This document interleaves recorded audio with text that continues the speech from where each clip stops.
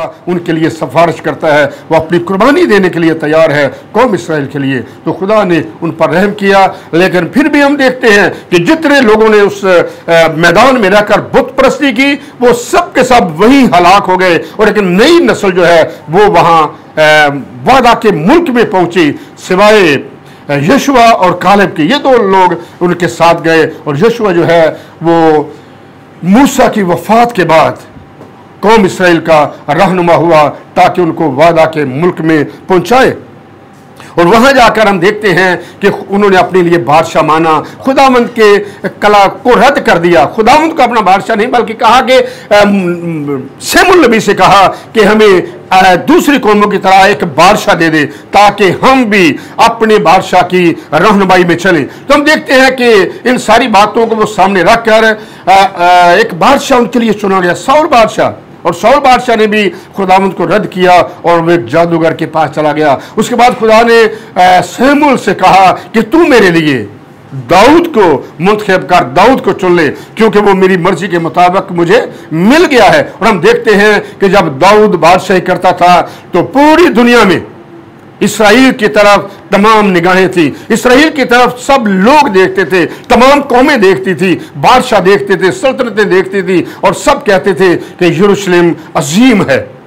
उसके बाद हम देखते हैं कि सुलेमान के दौर में भी यरूशलेम कौम इसराइल बुलंदियों पर थी और दुनिया में वो नंबर 1 मुल्क था उस वक्त में भी। और उसके बाद हम देखते हैं कि जैसे ही सुलेमान बुढ़ापे में गया, उसने गैर अक़वाम की बीवियां की और इस तरह से उन्होंने बुत परस्ती शुरू कर दी। गैर अक़वाम की बीवियों के लिए वहां उनके बुत बनाए गए, उनके माबूद बनाए गए, और इस तरह से वो खुदावंद से अलग हो गए, खुदावंद से दूर हो गए, खुदावंद के कलाम को, शरीयत को रद्द कर दिया और खुदावंद को उन्होंने छोड़ दिया और गैर मबूदों की परस्तिश करना शुरू कर दी। जो ही वो गैर मबूदों की परस्तिश में मगन हो गए, उनका ग्राफ जो था वो नीचे आना शुरू हो गया, उनका जो बुलंदियों पर थे वो नीचे आना शुरू हो गए। और खुदा ने नबूकदनेस्सर बादशाह को अपना लठ बनाकर उनके खिलाफ उभारा ताकि उनको गुलामी में ले जाए, उनको असीरी में ले जाए। और ऐसा ही हुआ, असूर के बादशाह उनको ले गए, असूर के बादशाह ने उनको अपनी गुलामी में रखा, असूरियों ने, फिर बाबल ने उनको, नबूकदनेस्सर ने अपनी गुलामी में रखा, और फारस जो था मौजूदा ईरान, इन्होंने उनको अपनी गुलामी में रखा। नौजवान लड़के लड़कियों को गुलाम बनाकर ले गए, उनको अजियत और दुख और तकलीफ और मुसीबत में से गुजरना पड़ा, गुलामी में रहना पड़ा। और हैकल को जला दिया गया, महल जला दिए गए, हर चीज वहां से लूट कर वो ले गए। सिर्फ गुरबा जो थी, गरीब लोग, वो वहां रह गए। उसका सबब यह था कि कौम इसराइल में अदालत में बेइंसाफी होने लगी, रिश्वत वहां आम हो गई, और जो काहिन थे उन्होंने भी ऐसा काम शुरू कर दिया। लोग बुत परस्ती करते थे, वो गूंगे बनकर बैठ गए। इसीलिए कलाम मुकद्दस में बड़े सख्त अल्फाज जो हैं उनके बारे में कहे गए कि ये गूंगे कुत्ते हैं जो ऊँगते रहते हैं और बोलना पसंद नहीं करते। उन्होंने खुदा के कलाम को लोगों तक न पहुंचाया, बल्कि वो अपनी बातों में मगन हो गए, वो अपने लालच और हिर्स में पड़ गए, और कौम जो थी वो बर्बाद हो गई। उन्होंने खुदावंद से वो अलग हो गए, अलहदा हो गए, खुदावंद को रद्द कर दिया। और हम देखते हैं कि खुदावंद ने भी फिर उनको रद्द कर दिया, उनको छोड़ दिया, गैर कौमों की गुलामी में उनको भेज दिया। लेकिन खुदावंद फिर भी वादा करता है कि मैं अपने लोगों के बकिया को बहाल करूंगा, सरफराज करूंगा, मैं इसराइल को फिर से बुलंदियों पर ले जाऊंगा और कोई भी उनका मुकाबला न कर सकेगा। जब हम हिजकिय्याह की किताब उसका 18वां बाब और उसकी 30वीं आयत पढ़ते हैं तो यहां लिखा है, बस खुदावंद खुदा फरमाता है, ऐ बनी इसराइल, हर एक की रवश के मुताबिक, मैं हर एक की रवश के मुताबिक तुम्हारी अदालत करूंगा। तौबा करो और अपने गुनाहों से बाज आओ ताकि बदकिरदारी तुम्हारी हलाकत का बायस ना हो। अपने गुनाहों से तौबा करो, बदकिरदारी से बाज आओ, वापस आओ, मेरी तरफ रजू लाओ, और उन तमाम गुनाहों को जिनसे तुम गुनाहगार हुए दूर करो, और अपने लिए नया दिल और नई रूह पैदा करो। ऐ बनी इसराइल, तुम क्यों हलाक होगे? क्योंकि खुदावंद खुदा फरमाता है, मुझे मरने की मरने वाले की मौत से शादमानी नहीं, इसलिए बाज आओ और जिंदा रहो। खुदा बार बार अंबिया के वसीले उनको ये कहता रहा कि अपने गुनाहों से बाज आओ, अपनी बदियों से बाज आओ, नाइंसाफी से बाज आओ, और लालच और हिरस से बाज आओ। और जो उमरा थे वो गुरबा पर जुल्म और तशद्दुद करते थे। खुदावंद ने ये इन चीजों को पसंद नहीं करता था। खुदावंद चाहता था कि ये अपनी सारी बदकारियों से बाज आएं, अपने गुनाहों से बाज आएं। खुदावंद फिर से कहता है कि अगर तौबा करोगे,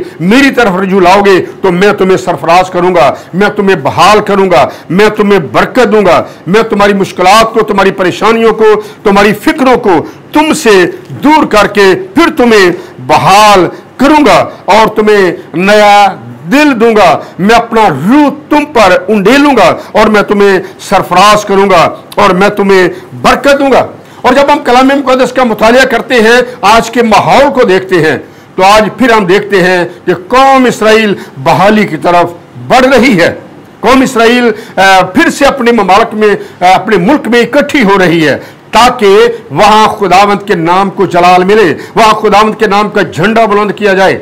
दुनिया की तमाम कौमें आहिस्ता आहिस्ता उसे तस्लीम कर रही हैं, कबूल कर रही हैं, ताकि फिर से खुदावंद का जलाल वहां जाहिर हो। और खुदावंद खुद कहता है कि मैं आप अपने लोगों के दरमियान रहूंगा, मेरा तख्त वहां होगा, मैं वहां सल्तनत करूंगा, मैं वहां बादशाही करूंगा और दुनिया की तमाम कौमें वहां तहाइफ लेकर आएंगी।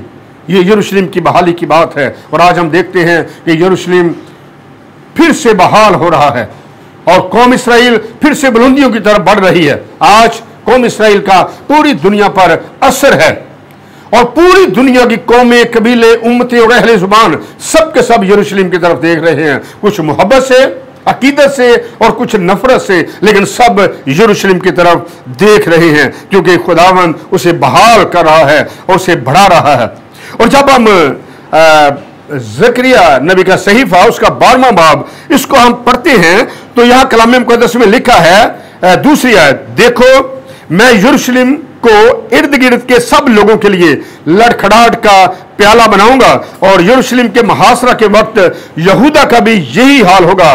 और मैं उस रोज यरूशलेम को सब कौमों के लिए एक भारी पत्थर बना दूंगा। यानी जितनी भी कौमें हैं उसकी तरफ देखेंगी और लड़खड़ाएंगी, उसको हिला ना सकेंगी क्योंकि खुदावंद का हाथ यरूशलेम पर होगा, खुदावंद वहां मौजूद होगा। कोई भी कौम, कोई भी कबीला, कोई भी उम्मत उनको हिला ना सकेगी। बल्कि कलाम मुक़द्दस में लिखा है कि मैं उनको गैर कौमों में, यानी यहूदा को गैर कौमों में लकड़ियों में जैसे जलती अंगीठी हो उस तरह से उनको बनाऊंगा और पुलों में जैसे मशल रख देते हैं और चीज को जलाकर भस्म कर देती है, इस तरह से कौम इसराइल आखिरी दिनों में होगी। उनका मुकाबला कोई कौम नहीं कर सकेगी, दुनिया की सारी कौमें मिलकर भी उसका मुकाबला नहीं कर सकेंगी क्योंकि जिंदा खुदा उनके साथ होगा। और कलाम मुक़द्दस में लिखा है कि गैर अक़वाम के लोग यानी 10 आदमी एक यहूदी से कहेंगे कि हमें भी यरूशलेम में ले चलो क्योंकि हमने सुना है कि खुदावंद वहां मौजूद है, खुदावंद वहां मौजूद है, हमें भी यरूशलेम जाना है ताकि हम खुदावंद का दीदार कर सके और उसके सामने झुक सके और उसको सिजदा कर सके। पुराना अहदनामा जितना भी है वो जमीनी यरूशलेम की बात करता है, नए यरूशलेम की भी बात है लेकिन ज्यादा जमीनी यरूशलेम की बहाली की बात है। लेकिन मसीह ने आकर हमारे लिए नए यरूशलेम का ऐलान कर दिया, ये नया आसमान होगा, नई जमीन होगी और मेरे तमाम मुकद्दसीन जो हैं वो उसमें रहेंगे। पुराने यरूशलेम में भी खुदावंद कहता है कि मैं मुनाजात की रूह यहूदियों और इसराइलियों के दिल में डालूंगा और वो सब के सब मुझे कबूल करेंगे और मैं उनको यरूशलेम में फिर से बहाल करूंगा, उनको मैं पाक और साफ करूंगा, मैं उनको पानी से धोऊंगा, मैं उनको बरकत दूंगा, नई जिंदगी, नई रूह उनके अंदर मैं फूंक दूंगा ताकि वो मुझे कबूल करे और फिर से यरूशलेम में रह सके। लेकिन मेरा और आपका यीशु जब हम मुकाशफा की किताब को पढ़ते हैं तो वहां वादा करता है कि मैं तुम्हें नए आसमान और नई जमीन में दाखिल करूंगा। लेकिन जितने भी बुरे लोग हैं, गुनाहगार लोग हैं, जिन्होंने यीशु मसीह को कबूल नहीं किया, वो उसमें दाखिल नहीं हो सकते, वो उसको देख भी नहीं सकते, क्योंकि लिखा है कि जिसके पास खुदा का बेटा है उसके पास जिंदगी है, और जिसके पास खुदा का बेटा नहीं उसके पास जिंदगी भी नहीं है। और जो यीशु मसीह को कबूल करेंगे वो नए यरूशलेम में दाखिल होंगे, वो नई जिंदगी को हासिल करेंगे, वो अबदी जिंदगी को हासिल करेंगे, क्योंकि कलाम मुकद्दस में लिखा है कि वो अपनों में आया और उसके अपनों ने से कबूल न किया, लेकिन जितनों ने से कबूल किया उसने उन्हें खुदा के फरजान बनने का हक बख्शा। और ये हक तमाम ईमानदारों के पास है। जरूरत है कि जिस तरह से हमारा खुदा हमसे अलहदा कभी नहीं होना चाहता, हम भी खुदावंद की रफाकत में चले, उसकी पैरवी करें, उसके ताबे रहे, उसके पीछे पीछे चलें, ताकि हम सब अबदी जिंदगी को हासिल कर सके, उसके जलाल और उसकी बादशाही में शरीक हो सके और अबदी जिंदगी को हासिल कर सके, क्योंकि मेरा और आपका खुदा हमें अबदी जिंदगी देना चाहता है। और कलाम मुकद्दस में हम देखते हैं कि कौन से लोग हैं जो खुदावंत के जलाल में शरीक नहीं हो सकते। मुकाशफा 22वां बाब और उसकी 14वीं आयत से, मुबारक है वो जो अपने जामे धोते हैं, क्योंकि जिंदगी के दरख्त के पास आने का इख्तियार पाएंगे। ये वो लोग हैं जो खुदावंत के जलाल में शरीक होंगे, जो यीशु के खून से अपने जामे धोते हैं, जो अपने बदनों को पाक साफ करते हैं, जो अपनी रूहों को पाक साफ होने के लिए यीशु के सुपुर्द करते हैं, जो सलीब के नीचे आते हैं ताकि सलीब से बहता खून का धारा तमाम गुनाहों से हमें पाक करे। ये उन लोगों के लिए है। और उनके बारे में लिखा है क्योंकि जिंदगी के दरख्त के पास आने का इख्तियार पाएंगे और उन दरवाजों से शहर में दाखिल होंगे, मगर कौन दाखिल नहीं होंगे? मगर कुत्ते और जादूगर और हरामकार और खूनी और बुतप्रस्त और झूठी बात का हर एक पसंद करने और घड़ने वाला बाहर रहेगा। उनके लिए खुदावंत के जलाल में जगह नहीं है, उनके लिए खुदावंत के पास जगह नहीं है, क्योंकि यीशु ने कहा मैं जाता हूं ताकि जाकर तुम्हारे लिए जगह तैयार करूं। वो हमारे लिए जगह तैयार कर दी है उसने।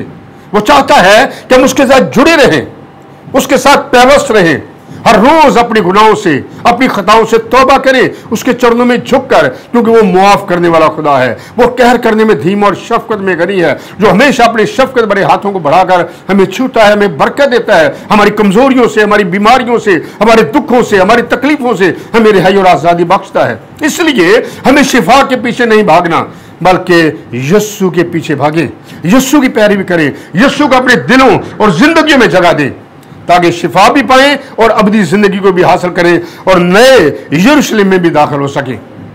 जरूरत है कि हम खुदावंद के पास आएं। खुदावंद आप सबको बड़ी बरकत दे, अपने पाक रूह से मामूर करे, सच्ची तौबा तौफीक अता करे, ताकि खुदा का बेटा यीशु जो मेरे और आपके लिए और दुनिया की तमाम कौमों, कबीलों, उम्मतों और अहले जुबान के लिए सलीब पर कुर्बान हुआ, वो हमारी जिंदगियों में घर कर जाए। हम उसे अपनी जिंदगी में आने का मौका दें, दावत दें कि हे यीशु मैं गुनाहगार हूं, मुझ पर रहम कर, मेरी खताओं को मुआफ कर, मेरे गुनाहों को मुआफ कर, और मैं तेरे साथ साथ रहना चाहता हूं, मैं तेरी पैरवी करना चाहता हूं। जब हम ये कहेंगे कि खुदा मैं गुनाहगार हूं, तो अपने शाफी हाथों को बढ़ाकर हमें छुएगा, हमें बरकत देगा, हमें खुशी और शादमानी अता करेगा।